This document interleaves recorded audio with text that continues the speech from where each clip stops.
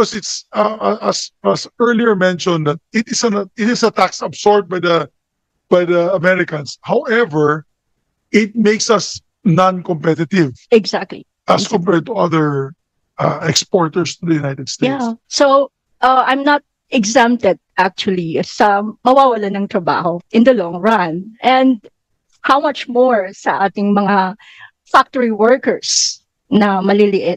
And these are yung mga dried mangoes, yung Yes. chocolate covered mangoes, Banana chips. banana chips, Yes. bagoong.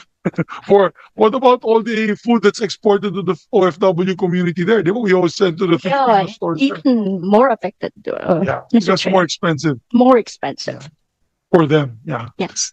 Thank you very much, ma'am. Thank you. Paul, I would like to recognize Paul Ascona of the administrator of the SRA. Yes, Mr. Chair. So, as with regards to sugar, we have not exported in the last 3 years, and we've started exporting last year, and this year was our second export. Last year, since what our quota is specifically named tariff reduced quota (TRQ), so it never had a tariff. No, it had a fixed amount per ton exported. Maybe you should explain to the group that this is a decades-long preferred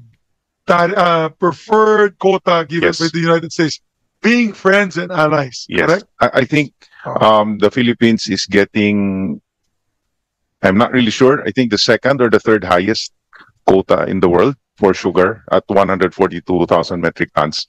It's a historical quota, as you said. We have not served the quota for 3 years, yet it was not reduced or lost. And we started exporting again. As far as the industry understands, as what you said, supposedly the tariff should be passed on to the US side. However, the US refiners would prefer to pass it back to us. So, which reduces the actual price of our sugar. Now, as far as the other countries involved, I'm sure Yusek Alan might know more, but what we heard is their neighbor Mexico is, I think, at 25%, if I'm not mistaken, and Brazil, probably the biggest sugar producer in the world, is at 50%. So we were arguing that to our exporters that I'm sure the Brazilian farmers will not allow their sugar to be priced at 50% less to make up for the quota. So our import tariffs on sugar is very low at 5%.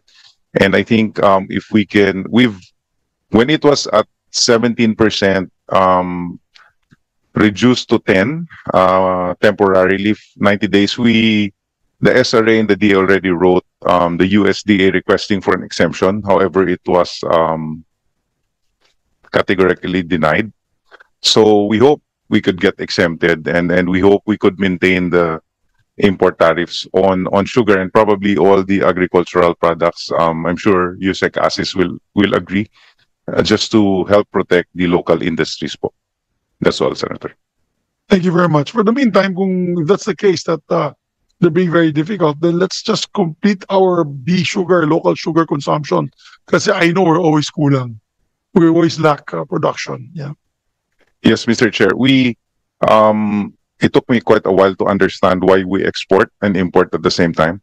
But since sugar is very seasonal, there are times of the year where we are producing probably 2 to 3 times our local consumption. So in order to stabilize the price, Secretary Chu Laurel and I decided that we should export at those times to keep the local supply stable and then import after milling so that it does not affect our farmers. Yes. Thank you, Administrator Paul Ascona. Now we'd like to, of course, one of the most important, last but not the least, because one of the most important sectors that may be affected is the PEZA. And we'd like to recognize now Attorney Jenny Romero on your insights on this ongoing trade negotiations. Thank you, Mr. Chair. Good afternoon, everyone, and to the honorable members of the committee. Our Director General relays he wanted to join us, but he cannot be here with us. He is on a medical leave, Mr. Chair. But we will be submitting our more thorough position paper on the matter. But we would just like to point out certain records based on our records also at PEZA and focus on certain points. So, number one, Your Honor, is that PEZA remains optimistic as the Philippines continues high-level negotiations in order to manage this the impact of this 19% reciprocal tariff. And PEZA gives its full support to all initiatives of the government so that we'll be able to get a much better deal for our exports, especially those coming from the Philippine economic zones. And this will really reinforce our heightened efforts in marketing the Philippines as the smartest destination for investors in the region. We would like to mention, Your Honor, that PEZA recognizes that there are really challenges that will be experienced by our economic zone locators, especially in the EMS, SMS, IT-BPM because of this 19% reciprocal tariff. Considering that our locators in the EMS, SMS, and IT-BPM, they have this biggest share in Ecozone export sales at 44.5%, that is for EMS, SMS, and 28.5% for our IT-BPM. And the US being their country's top export destination. So we really implore that PEZA's humble recommendation is that we will be able to protect these industries, these sectors, and we recommend and say that it is better that we have a reduced or even exempt these sectors from this tariff. More so that I completely agree with Yusek Hepti when he said that our EMS companies, IT-BPM, most of them or a big number of them are American companies also. And the products that they produce, the services that they do, they really are critical or major components of the products of the principal companies who are also in the US. So definitely it will adversely impact the American consumer. So it will really be them who will be affected. So maybe we could use that as a leverage in coming up with a better deal from this negotiation. We also know that our IT-BPM, our EMS companies, they have multiple sites. So they might just be forced to look for other clients, export clients, and export clients that have lower tariff. Another interesting records from PEZA is that for products, sirs, that are manufactured in our economic zones, the major countries of destination is not necessarily US. Our major countries of destination for exported products from the economic zones include Japan, Korea, and China. US come in, but they are not really the major export clients. And maybe as a good feel good for all of us here, PEZA remains bullish in attracting more investors through our trade missions. In fact, sir, records show that for January to August of this year, we record increase in terms of number of projects approved, investments, and that includes electronics, semiconductors, projected exports, and projected employment. For our number of projects approved, it is from 163 of last year, 2024, to 179 same period this year, with approved investments from 61.695 billion last year to a staggering 105.834 billion this year, or an increase of 71.54%. And that includes semiconductors also, maybe because of what our good friend has said a while ago, that they're still enjoying the exemption from WTO. But of course, we should not be complacent because it will really impact on their production if the 19% reciprocal tariff will not be reduced or even be exempt from this tariff. PEZA is conducting, Your Honors, now an initial a survey, and our initial survey results although it is initial, the survey results underscore a cautious but steady outlook, while the U.S. tariffs pose risks to margins and export volumes. They are not yet triggering large-scale divestments or relocations. Take note of the word "not yet," because as we said a while ago, maybe this is still in the initial stages. But yes, Your Honor. But our office, the DG's office, have been receiving also some deep concerns from some of our companies, like, for example, the manufacturer of finished products of the high-end laser printers. They were communicating to the DG that they might be forced to downsize or lay off thousands of their workers because of this marked decrease in orders for their high-end laser printers, and their customers are now going into the much cheaper alternative, which is the inkjet. Another company, inkjet, mas gusto lang ng inkjet, sir, kesa yung mas mahal daw na higher end na laser, no, which will be very, yes. And then another one, Your Honors, is a company that is exporting to the US lead batteries, and they might be forced to also downsize. So these are... We're also a major exporter of batteries to the US. I think Ramcar also exports to the US. Yes, Your Honor. Ramcar. That's our Motolite. So malaking impact. Malaking impact, Your Honor. And these are initial reports coming in.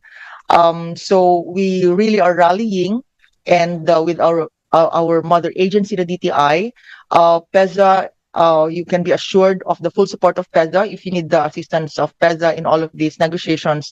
Our DG really says that we are here for that, so that we'll be able to get a much better deal for our exporters. As we said, we don't want to really dampen our heightened efforts in making the Philippines as if ever, the best destination in the region for our investors. So that's all, Your Honors. We'll be submitting our more comprehensive position paper in the next days. Thank you, Your Honors. Yes, Senator Gatchalian. Quick question. This is in line with Attorney Romero's comments to Yusek Hepti. I've been hearing that our semiconductors are, if my numbers are correct, 99% exempted as of the moment. And this is because of WTO. And I heard this several times earlier because of this Section 232. Is this permanent? Meaning, because of these agreements and treaties, the U.S. cannot unilaterally impose tariffs on our semiconductors? Thank you, Your Honor. I'll just clarify that. Before the imposition of the reciprocal tariff rate, we have this what we call WTO Information Technology Agreement, wherein basically almost lahat ng IT products 0%. Kaya po yung karamihan ng semiconductors saka electronics 0% tariff. So that's the status ante before the imposition of reciprocal tariff. Ngayon, nung nag-impose na ngayon ng reciprocal tariff rate sa US, so subject na po ngayon ng 19% ang halos lahat ng products at except yung mga exempted.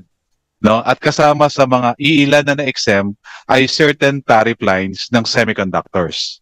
And in the case of the Philippines po, based on our record, we check na halos lahat naman ng semiconductors natin ngayon na in-export to the US covered pa ng exemption, except for the electronics. And the US cannot unilaterally withdraw from that WTO Information Technology Agreement, meaning bound sila doon. So, in other words, President Trump cannot withdraw from that WTO agreement unilaterally. Well, as to the question of withdrawal, of course, it's a sovereign right naman of every state to withdraw from any treaty or international agreement. That can be done. But as long as party siya sa ITA agreement, dapat US should have to comply that in good faith. Okay? Pero in the case of reciprocal tariff rate, if you will note, in the executive order, ang justification po ng US is more on national security and national emergency. And that is why maraming mga views na nagsasabi na this is in a way not in conformity with the rules-based system on conducting trade. Kaya po may mga countries na nag-file na ng consultation process, ibig sabihin na in-initiate na yung dispute settlement na mechanism sa WTO. Meron din naman po na internally in the United States nag-file ng case.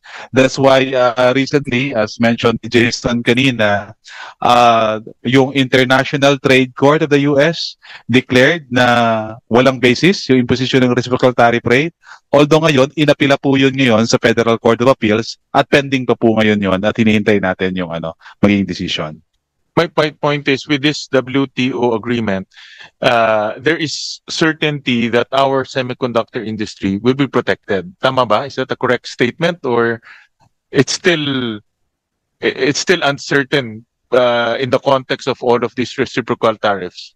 Well, in the context of the rules of market access, wherein zero yung information technology products po, syempre po, if you have to make good in good faith yung commitment mo doon, so zero yan. But in the case of the reciprocal tariff rate, this is again a unilateral imposition po kasi in the US. Hindi, in semiconductors lang. So, ang punto ko is, because of this WTO, there's now certainty na hindi siya mapapatawan ng 19%. Well, right now po is... Kasi yun yung parang nakikita ko, that's what's protecting our semiconductor industry. Tama ba?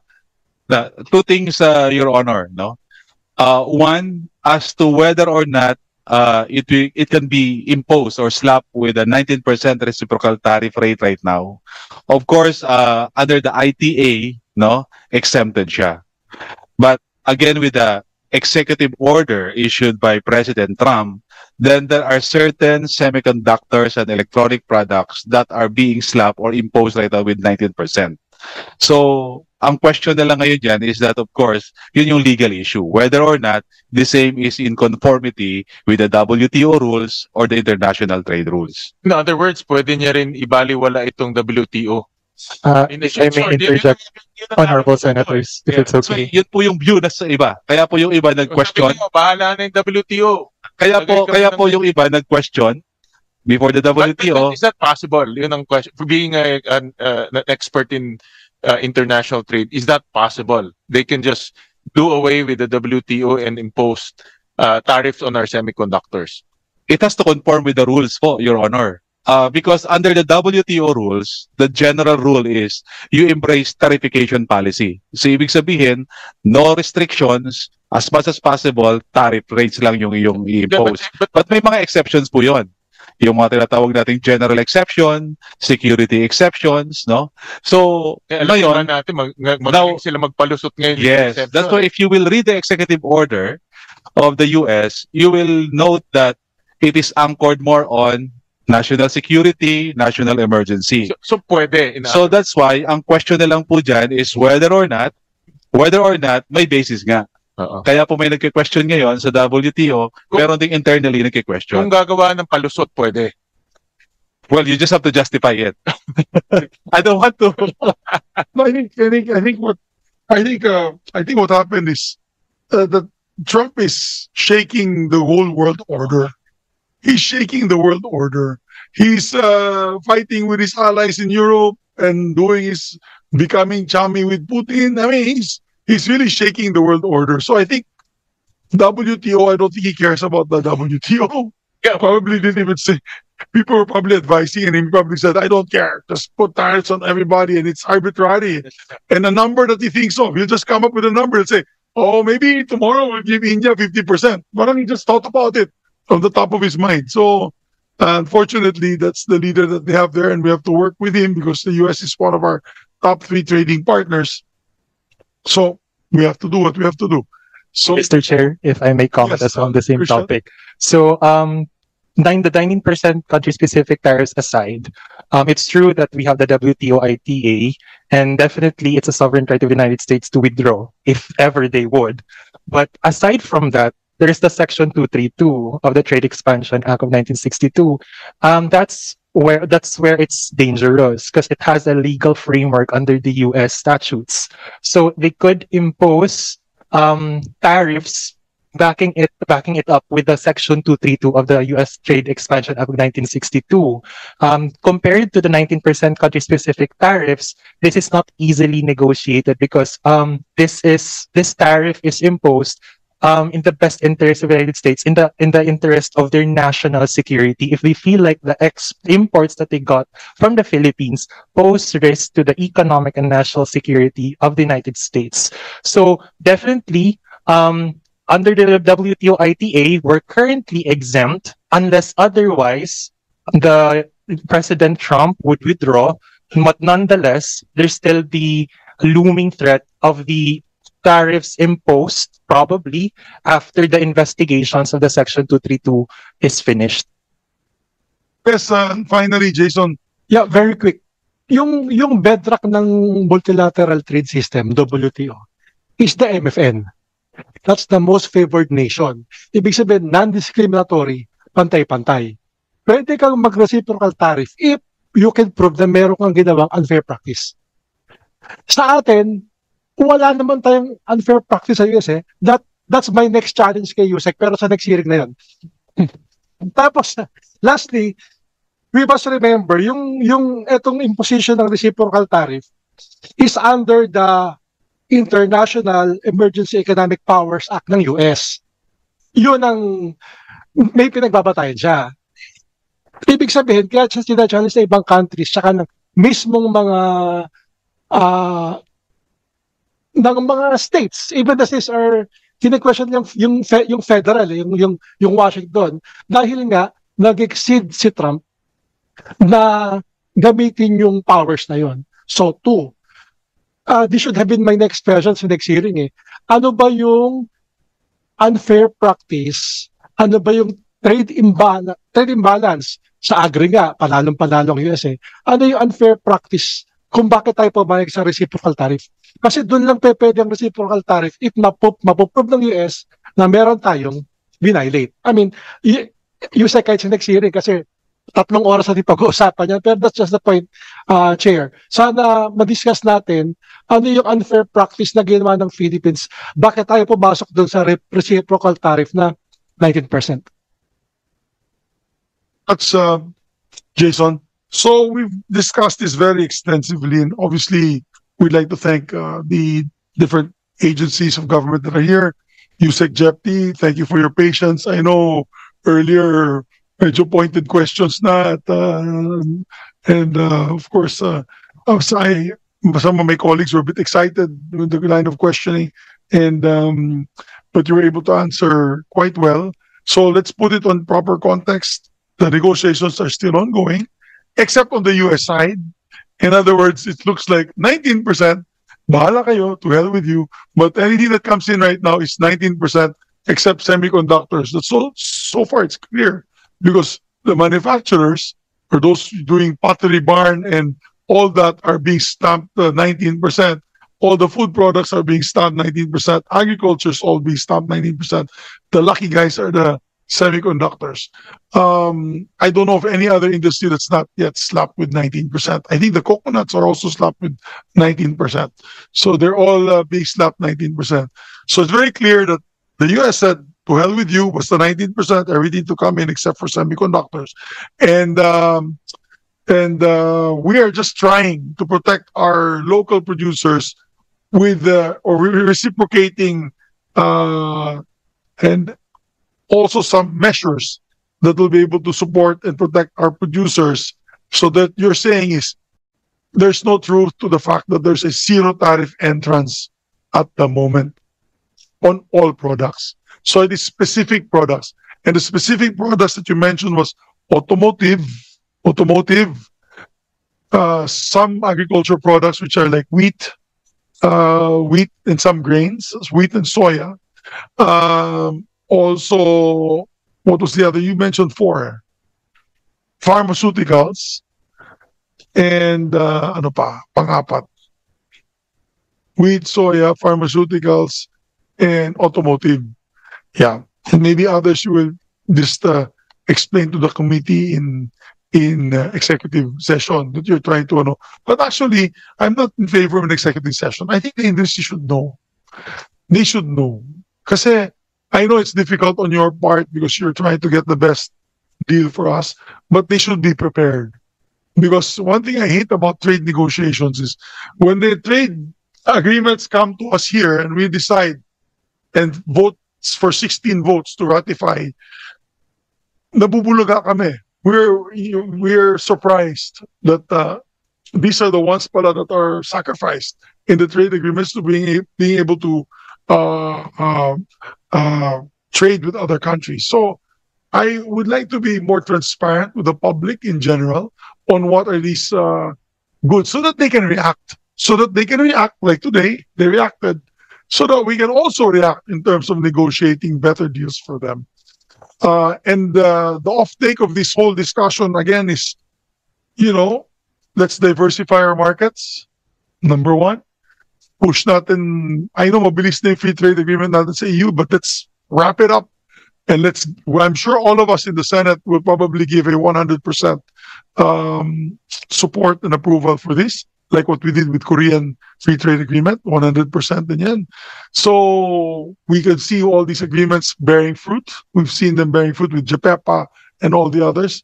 So let's push through with that. And of course, increasing the production, as mentioned by Mr. Felipe and many of our delegates here and resource persons, we have to efficiently produce our agriculture effectively, efficiently, and double its capacity and capabilities. And with that said, I don't think we need another hearing for this because we'll be discussing this again at the DBCC next week with the heads of agencies that were not here to also get their opinions. But we'd like to thank all of you for coming, from the sectors involved to the stakeholders and, of course, the government agencies. Again, would you like to say a parting word, Senator Gatchalian? Once again, maraming salamat po, and we pray. My prayer is for the chief negotiator and your team, together with Secretary Go. Please do not lose the line of sight, which is to protect Filipino farmers and producers, and at the same time, try to get a better deal, because we are supposed to be their best friends. Treat us like your best friends, right? Not your little brown brother, your best friends. So thank you very much. And this meeting is hereby adjourned. Thank you.